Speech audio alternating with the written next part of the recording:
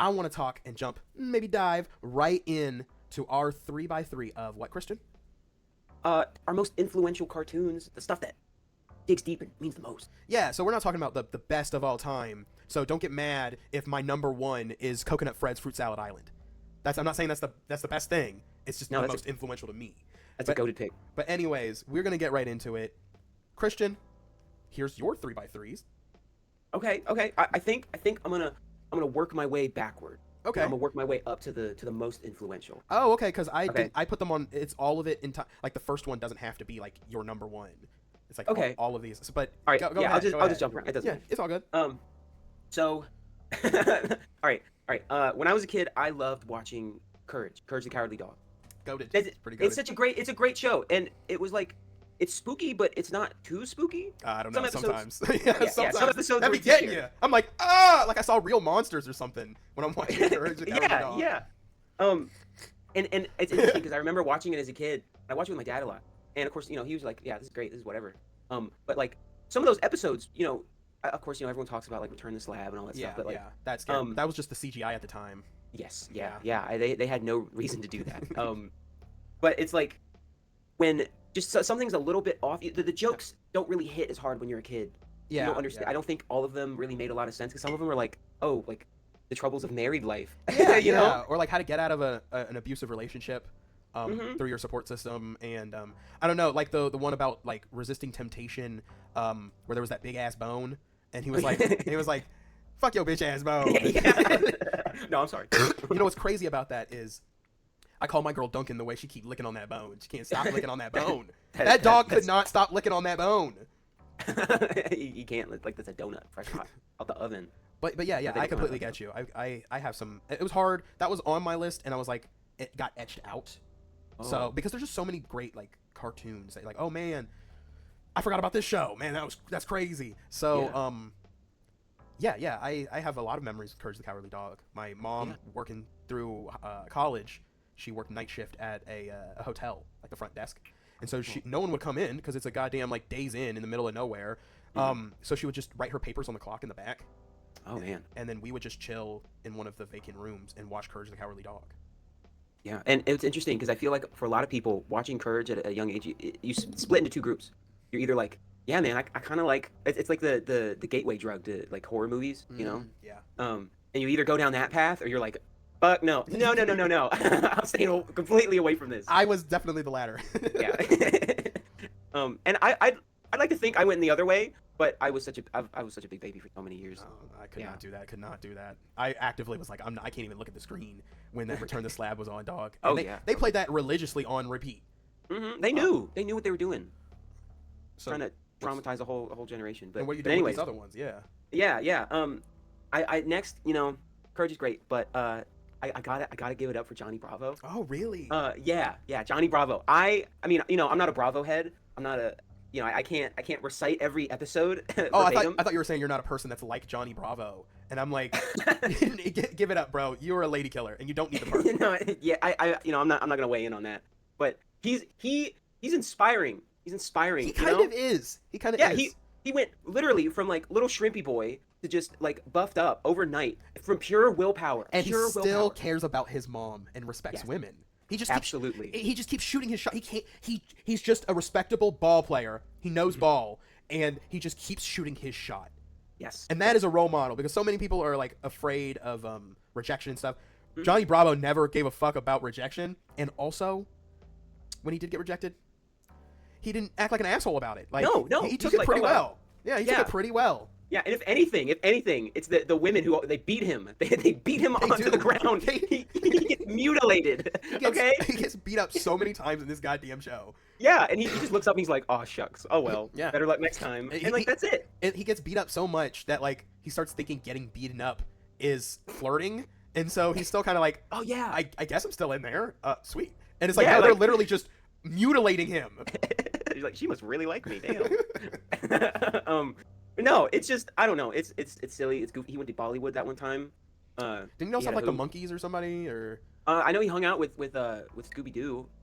I'm sure there was like an episode where it's like, oh, one of the voice actors is like Paul McCartney or something. You know what I mean? They used to do that back like with Yeah. Scooby-Doo, there would just be a random episode and it's like, Mhm. oh yeah, we're meeting this random person. And they're like, hey gang, the whole joke is I'm this person. And it's their actual voice. Yeah, And then yeah. that's it. Oh my God, it's the 1947 Harlem Globetrotters. Hey y'all, don't need some globetrotting? They did a lot of globetrotters. That was crazy. They did. But anyway, yeah, it's a class. A class. Okay, that's two. You're almost a third there. Okay. You know what? I'm gonna throw in another slightly obscure one there. Okay. Or I guess this is probably the most obscure out of everything I've said. Angry Beavers. Really? Angry Beavers. You're, Yeah. you're an yeah. angry beaver head? Oh yeah. I didn't really understand a lot of it. Yeah, now that me I think neither, about because I don't like my beavers being angry at me. it. Yeah, you like them nice and calm and Yeah. soothed. Yes. No, I understand. You know, I like a nice rug. Never mind. I was thinking about a different show. I like to suck on pennies because I love the taste. It reminds me of a little something. If we're talking about angry beavers. you got to be the pacifier. So you were like angry beavers and not like, you know, Two Stupid Dogs or like. I mean, I watched Two Stupid Dogs too, but I don't know. Angry Beaver. There's something about what I don't even remember. Nabbit or Net? No, I'm thinking of. I respect you picking Angry Beavers because it's kind of in the same boat as they made like the same show, different over and over. So like Angry Beavers is kind of like Cow and Chicken. Yeah. Is kind of like, you know, it just keeps going. Mm-hmm. And so I would think people would pick, you know, Cow and Chicken or Cat Dog or whatever over Angry Beavers, but you're giving it its flowers. Yeah, I mean, there was some really good. Like a lot of that show was just improv. Oh. And yeah, and like when they're just riffing back and forth at each other and just like complaining and just saying stuff, that's just them just going off the dome. For some of it, and I'm like, it's just really it's compelling. It feels like there's something there. I don't know, and I always love the archetype of like, there's, you know, they're both idiots, but one's slightly less of an idiot. Like the Three Stooges thing, that, you know. That reminds me of one on my list, but we'll get to that. Okay. But I don't really have that much more to say about it. I just remember it being really weird. And I guess I just really like that. Okay. So then what's your But fourth? yeah. Oh man, this is a big one. This is a big one for me. This is a big one. Okay. Jimmy Neutron. Oh, you Yeah. know, he got edged out of my list too. Really? Yeah, Really? yeah. What? Yeah. What? How you? Damn. So I you don't- don't. So far, I don't know if you thought about like Adult Swim because those are. Oh, I didn't. Yeah, so I I didn't. definitely I was thinking like.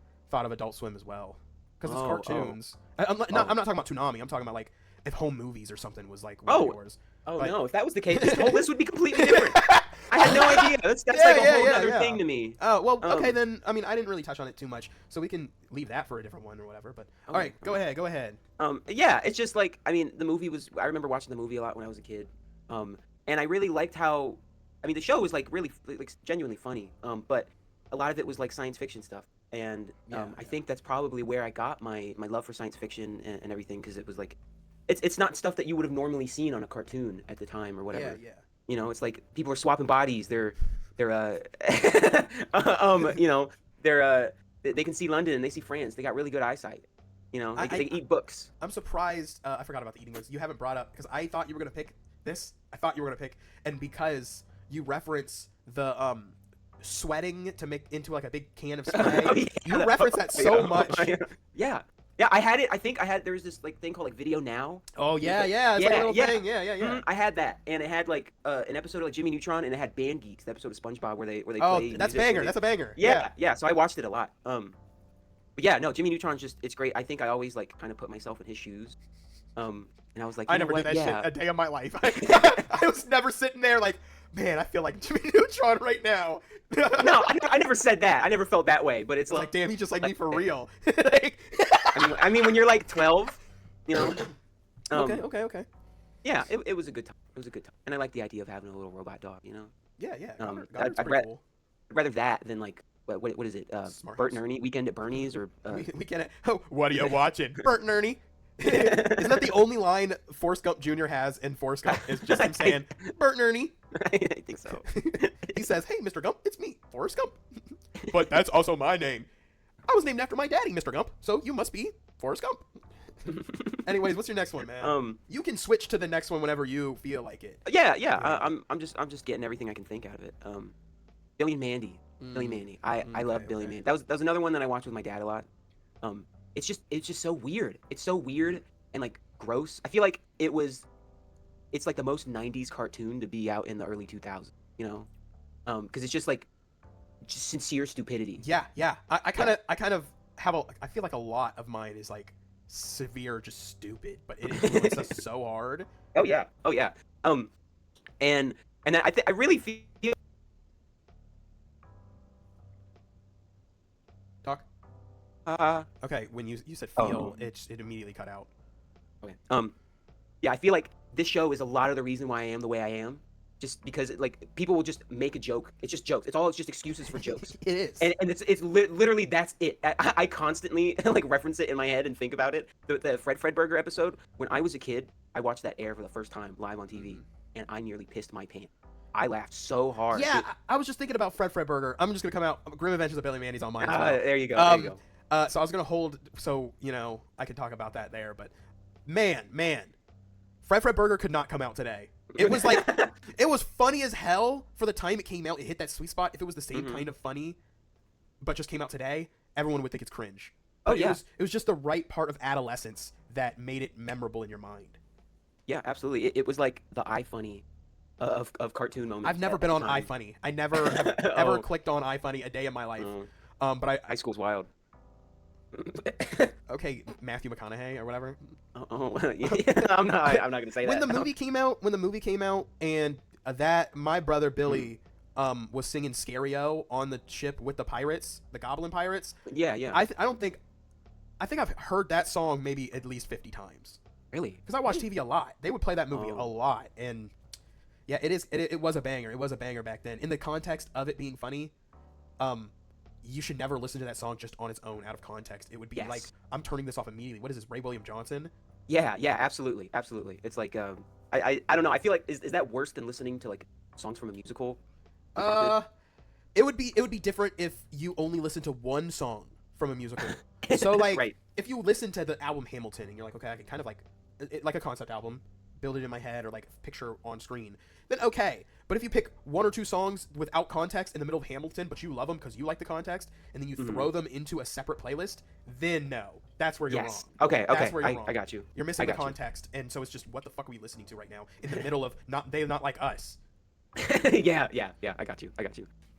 I agree. Yeah, it's just a great show, and it's also kind of that gateway into like horror stuff. Yeah. They use a lot of that. It's unconventional, like random.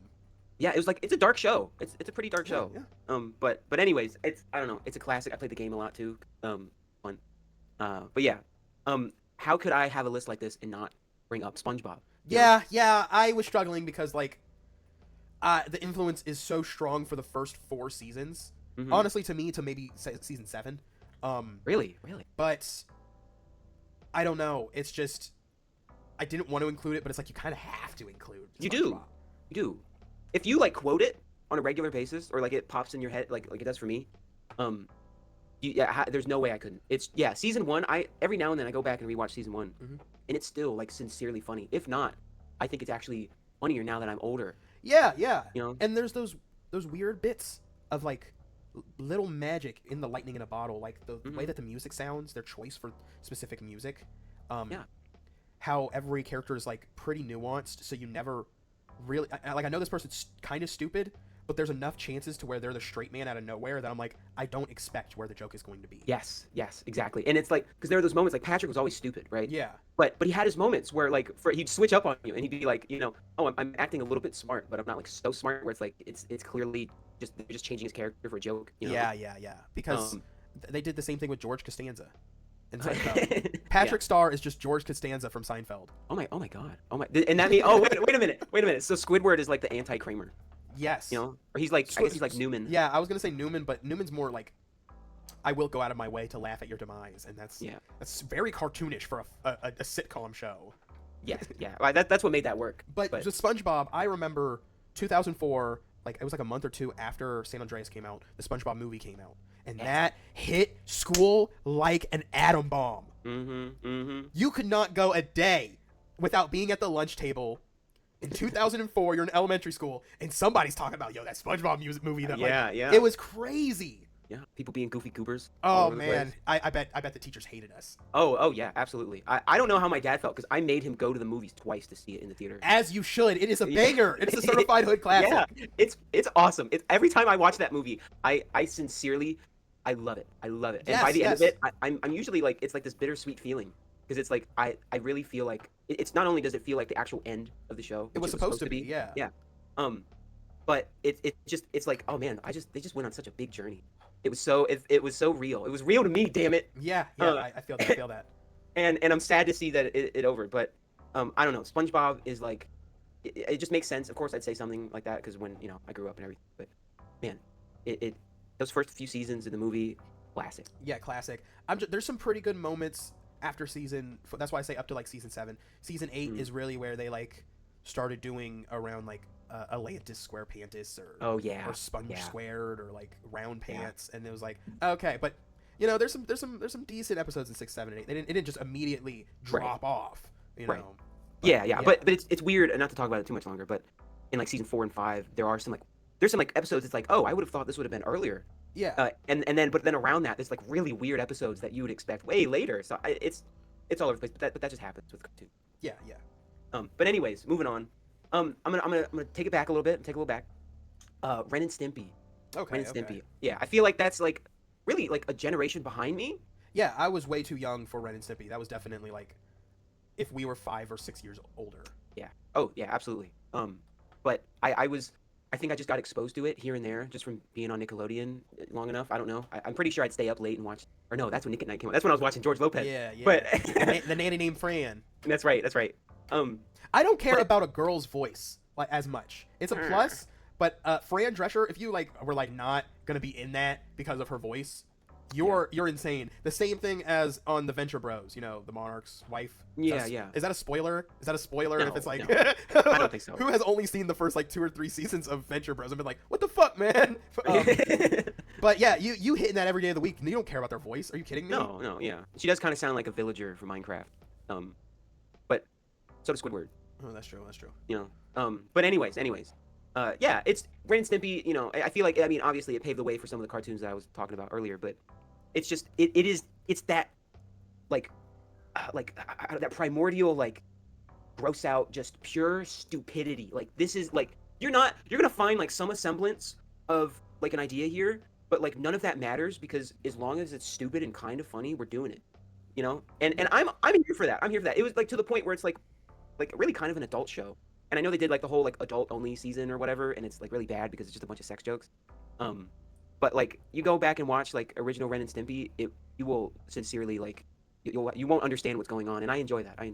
Yeah, it was one of the first to get released on, the network. Yeah. And I feel like that's how they got away because it was like we don't know, there's no bar yet, and they just did some outlandish stuff. I don't have a lot to talk about Ren and Stimpy. I know it's very influential, especially for like a whole generation of animators. Oh my god, yeah. That is probably your favorite animator or something. Mm-hmm. But I have nothing to add unless you want I can tell. To throw my log in here. Damn. Throw my log in the ring. Sure, Lincoln. Sure, Mr. Lincoln. No, but I mean, yeah, it's like, what else is there to say, really? Anyways, it's just you just kind of have to watch it for yourself. But next one. Yeah. Next one. I've got you mentioned home movies earlier. Yeah. And whatever. There's one on here I had. I'm scrubbing it because I did watch a lot of home movies. I had just about every episode of home movies on DVD when I was a kid. Oh, dang. Yeah. I watched it with my dad a lot. Obviously, some of it went over my head. Yeah, but... it's the only reason Bob's Burgers is like understood now. And like it had to walk for Bob's Burgers to run. And I know it's made around by the same people, and they both have fucking John Benjamin in there. So and he has a van, but he doesn't anymore. But I think about John Benjamin has a van a lot, like at least once a year. Really? But that's besides the point. I feel you when it comes to the show. Yeah, and like Coach McGurk, he was always my favorite. Even like I didn't know what he was talking about. I knew he was just being an idiot and being an asshole about it. And that will entertain me for hours. Yeah, I'll never forget the scene where they're going through the drive-thru and he wants his own fries, but he swears he can finish them all this time. Because you kind of forget the way that they talk. They're kids sometimes. And then so she finally gets him his own fries, and then he's like, well, mother, I didn't seem to have finished all my fries. Yeah. And it's like, this is not how kids talk, but it's enough of like it's so relatable to a lot of people. Yeah, it's like they kind of talk like smart teenagers, and it's like if you put that, that brain in that body at that time, but everyone just like all on the same level, and it's weird. It's really weird, but Yeah. it's great. It's great. You're the star boy to my Captain of Outer Space. That's crazy. Who's what is it? It's not Mr. Pants. Never mind. Yeah. I think it's something else. You're probably thinking of Mr. Hands again. You could get Mr. Hands again. You could get these hands again. That's what they call. They call me Mr. Hands again. No, that's scary. They talk to me about like, oh, are you German? They think it's Hans. Hans again, but like no, it's hands again because you can get these hands again. Again and again and again. Yeah, like I'm Fallout 3 punching. Yeah. You got hit him with the charge. Like, ugh. Yo, you know, oh man, I love Fallout. But anyways, your next one. You get close to the end, so. Yeah, is this my last one? I forgot. I wasn't keeping track after a while. We just I think really into it. You changed one of them for, so I mean, just go. Yeah, this is my last one. The Simpsons. Oh, Easy. yeah, Easy. This, I religiously watched like seasons 4 through 9. I stopped at 10. You know, as you do. But some people stop a little earlier, which I'm like, But anyways, it just, you go back and you watch that stuff. It's sincerely great, and it was so good. My little child brain at the time was like, I don't know what Homer's talking about. I don't know what a pornography store is. Yeah. And it's like, Marge, I hurt my little finger, Marge. Oh, homie, let me suck the blood from your finger, homie. That tastes like good grapes at the store, homie. Boy. Go. You're talking about okay. Obviously, It's- they got banger video games. They got Yeah. some pretty banger, like Treehouse of Horror and like Christmas specials and stuff. So, I get your pick. It's like a well-rounded. Like this show is pretty good. Yeah, no, I watched it so much. It really influenced. Again, it's another one of those shows like that, SpongeBob, Billy Manny, like that really influenced my sense of humor and just how I emote, how I like just express myself. And there's so many instances where like I watched that show so much. I would like bring it into the real world. I would like say things to my parents. There's like one episode. I think about this. There's an episode. I don't remember what season it is, but it's like the Mary Poppins one, where there's like a character who's like Mary Poppins, and she comes in and they talk about like sweeping things like under the rug instead of actually cleaning it, because that's what America does. And I remember saying that to my mom, and she was like, "What? No, what are you talking? That's awful. Why would you say that?" I'm like, "Well, it said on The Simpsons." So yeah, I'm absolutely I was indoctrinated. I was programmed. I remember because they obviously talk more about Duff than Buzz Cola. Yeah. So I was a kid and I remember being like, I want some Duff. I'm gonna go get some Duff. And then my mom got really mad at me and she was like yelling at me like, "Do you know what that is?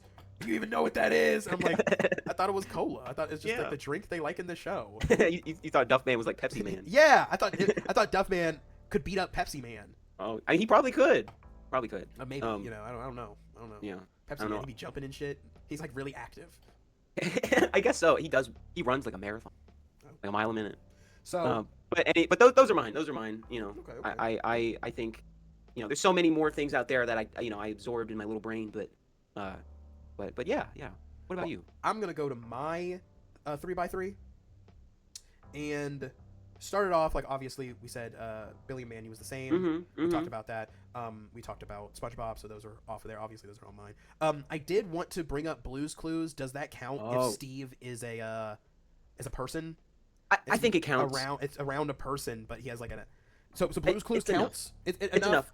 Yeah. Okay, I'll count Blue's Clues, and just like the magic in SpongeBob early seasons, where it has enough weirdness to be like, this is lightning in a bottle. I feel like Blue's Clues in the earlier seasons were like that, with the music that they decided to go with, the backing tracks being more like, I almost say jazzy, but it's really just like the stand-up bass and stuff like that, and the slide guitars and stuff that they used, and you could tell they didn't really quite flesh it out fully, so they're kind of just doing whatever, as long as they have those 3 clues at the end. But yeah. And then even going now, seeing Josh nowadays, the Filipino guy, he's awesome.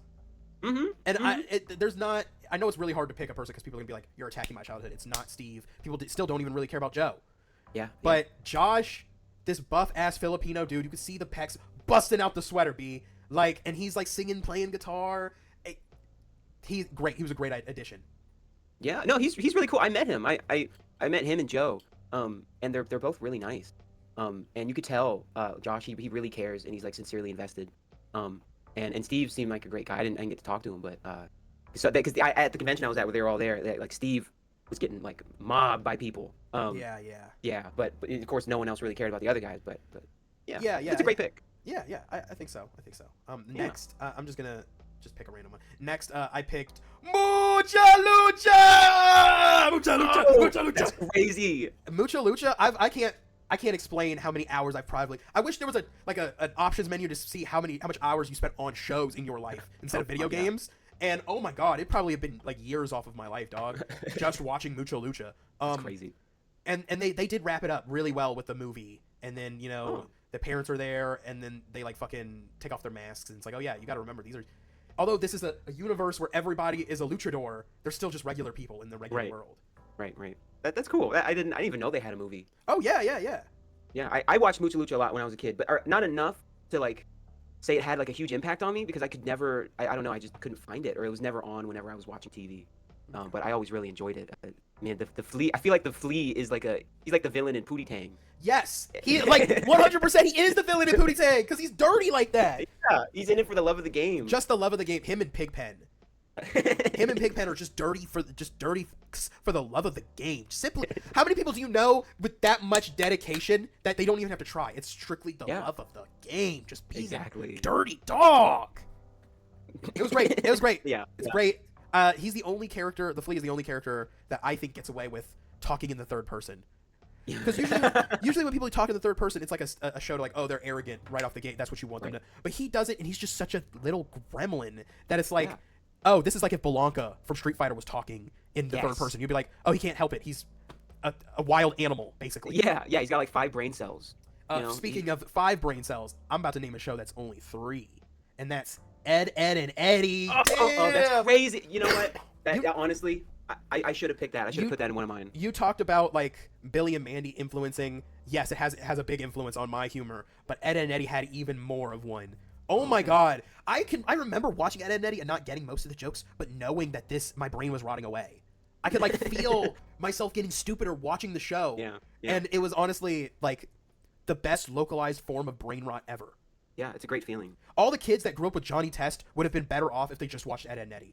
100%, 1,000,000%. Because like, I feel like it's all really stupid and really dumb, but they all still just act like kids. You know? Yeah. It's still relatable to some extent. And then also like the same thing, just a random string of I want to tell this joke, I want to tell this joke, and I want this gag to happen like it's modern day Tom and Jerry. Right? Yeah. It's like a combination of like slapstick and like wordplay and just all these different things that like even a child can't even like conceive. Exactly. And the sound design on that show is incredible. Yeah, all because some dude was like, I'm just going to make this show just to show people I can do it. Yeah, exactly. And it's someone like dared him to make a kid show. Yeah, it's like all right, and then he's masterclass. Simply masterclass in how to do it. For the next one, I don't know if you have anything to say about this, but Sealab 2021. That's wild. I picked Sealab 2021. I haven't watched that much of it, but I've seen clips of it that are like really, really great. But not enough to like have any real semblance of the show. It ties a lot into like I love Brain Freeder Records was made by Flying Lotus, and he's like an instrumental EDM-ish artist, and he had a rap alternative named Captain Murphy because he was naming Captain Murphy from Sealab. Oh. And things like that. Like a lot of people have weird ties to Adult Swim and Sealab 2021. And the first season is like okay, they don't quite hit their stride, but when they hit their stride with like Tin Fins, go down to Grizzlebees and get some loaded onions, and then just having randomly like Kid and Play in there trying to promote a movie that doesn't exist for no reason. It's like it really gets into the groove, and they're like, wow, we're essentially like the Ghost Stories dub, but if the Ghost Stories dub, they could also fuck around with the pictures in the show. Oh, yeah, that makes sense. And that's what I think it's like the ultimate form of that. Just it's calculated, but it's only calculated because we have riffed with each other for so much for so long that it just comes together, blends naturally. Right. No, that's awesome. That makes a lot of sense because I always could see like from afar. I'm like, I know I would love this if I like spent time with it because I love like Space Ghost Coast to Coast. Yeah. So it'd be like the same like thing. That. Yeah. So that sounds pretty cool. I could see people thinking the same thing and picking Space Ghost Coast to Coast over it. Yeah. Or maybe like the Brax Show or something, if people Yeah. remember the Brax Show. If you do remember the Brax Show, leave a comment down below. But the next Smash one... that like button if you remember the Brack Show. don't forget to stick it to that like button like it's a sticky note telling you to remember. Like the bell, click it as well, and go ahead and subscribe. What the hell are we doing? What are we doing? God damn. God, I feel like I feel like we already sold out. We're just. But yeah, next one is King of the Hill. Oh, whoa! I picked King of the Hill. That's a great pick. That is a great pick. The more I know it's a great pick because I picked it, and I'm just him. And And Neutron. yes, I'm Timothy Chalamet. And your kid Chalamet. Do you realize the French Empire? that you are a champion in their eyes? No, you don't. You mess with Steely Dan. Anyways, King of the Hill. Watching it, you watched it so much, like it just felt like a regular show. It was like the first time I watched a cartoon, and it just felt like, hey, instead of using the limitations, like breaking through the limitations of live action with a cartoon, we're gonna make a cartoon because we want to make it that style, and then everything is just normal. It's just a normal town and a normal place. Yeah. But when you grow up a little bit more and you start watching, you like notice the little satire. They don't just shove it in your face, the satires. You notice the satires, and not only is it good with the satires, which is hard to do, but it's good enough to tell you, like, we're satirizing this, but the characters are also nuanced, so it doesn't mean that although they might be stupid, they're a bad person. Right. There's like legitimate complexity, and I feel like they handle the whole method of like, there's a moral to this story or like a lesson to be learned without like smashing it over your head, or without, it's not like how like Full House would do something like that or whatever. Yeah. It's like it's intelligent, but it's like it's as real as it can be given the circumstances and given that it's a cartoon. Yeah. So I always thought it's sincere, but it's trying to make you laugh, but it's also trying to make you like think a little bit, but not like I watch Preaching Rick and you. Morty kind of Yeah, way. Yeah, it's not preachy. No. So yeah, that's really. I haven't seen the new one. I haven't either. I've heard good things about it. I've heard good things. All streaming platforms is just too much money. It's just too much money.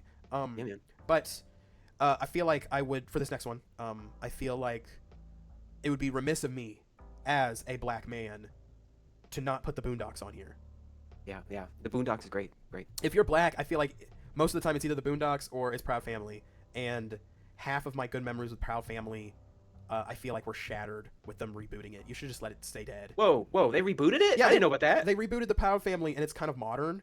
Ugh.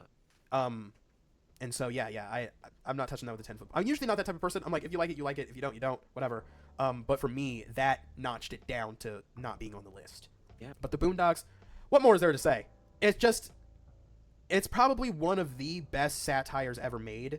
Not to mention most of the things that they're satirizing in the black community in, politics or just worldview in general, still holds up to this day. It has not aged at all. Yeah. I think that speaks to the quality of the writing. Yeah. It speaks to a lot of things, but yeah, obviously, given that I'm probably not the best person to really gauge, No. Did you watch the Boondocks? A lot of the Boondocks? Yeah, I have. I've got like at least season 1 on DVD. I love the Boondocks. I just haven't watched it in a long time. But even me, like sitting down watching it, I'm like, I totally understand what they're saying. It's written in such a way where it's like very specific about very specific things within the black community. Yes. But it's presented in such a way where it can be universally understood, and it's done really intelligently. Yeah, because they have the wherewithal to like address it as a black community, but also that topic. What does it look like for all the other communities around? Because it's not just isolated. This is black community.